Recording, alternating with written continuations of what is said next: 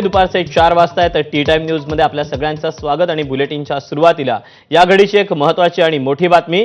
राज्य मंत्रिमंडळ बैठकीत महत्त्वाचा निर्णय घेण्यात आलाय। संजय गांधी निराधार योजनेमध्ये 1000 रुपयांची वाढ करण्यात आली। वांद्रेतील उच्च न्यायालयाच्या बांधकाम प्रकल्पाला 3750 कोटी रुपयांची तरतूद करण्यात आलेली आहे। तर ठाणे वर्तुळाकार मेट्रो, पुण्यातील मेट्रो मार्गिका 2, मार्गिका 4 तसंच नागपूर मेट्रोचा टप्पा 2च्या कर्जाला देखील मंत्रिमंडळ बैठकीमध्ये मान्यता देण्यात आलेली आहे।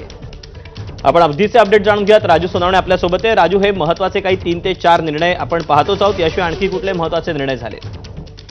दीपक, आपण पाहतोय की मंत्रिमंडळाची बैठक जी आहे ती पार पडलेली आहे आणि यामध्ये काही महत्त्वाचे निर्णय होताना आपल्याला पाहायला मिळतात। त्यामध्ये सगळ्यात महत्त्वाचं म्हणजे संजय गांधी निराधारातील श्रावणबाळ योजना जी आहे यांच्या अर्थसहाय्यामध्ये जे आहे ते 1000 रुपयांची वाढ केलेली आहे। त्यामुळे पहिला 1500 रुपये मिळायचे, आता 2500 रुपये जे मिळणार आहे।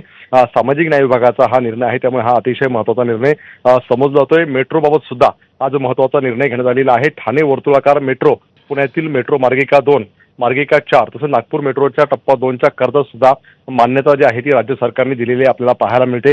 हे 2 अतिशय महत्त्वाचे निर्णय आहेत। त्यासोबत आपण पाहतोय की अनुसूचित जमातीमधील 9वी 10वीच्या विद्यार्थ्यांना सुवर्ण महोत्सवी आदिवासी पूर्व माध्यमिक शिष्यवृत्ती योजनेऐवजी केंद्र सरकारची पूर्व माध्यमिक शिष्यवृत्ती योजना लागू करणार असल्याचा सुद्धा निर्णय झालेला आहे। आदिवासी विभागाचा हा निर्णय आहे। आपण नगरविकास विभागाचा सुद्धा महत्त्वाचा निर्णय पाहतोय की मुंबई नागरी परिवहन प्रकल्प टप्पा 3 MUTP 3 व MUTP 3A प्रकल्पातील लोकल या गाड्यांसाठी सुद्धा कर्जास मान्यता देण्यात आलेली आहे। त्यामुळे जवळपास राज्य शासनाच्या वतीने 50% आर्थिक सहभाग देण्यास सुद्धा नगरविकास विभागाची मान्यता जी आहे ती आपल्याला मिळालेली पाहायला मिळते। त्यामुळे हे महत्त्वाचे निर्णय जे आहेत ते झालेले आपल्याला पाहायला मिळतात। त्यामुळे आता या सगळ्याची अंमलबजावणी कशी होते पाहणं महत्त्वाचं असेल। राजू, धन्यवाद दिलेल्या सगळ्या सविस्तर माहितीबद्दल।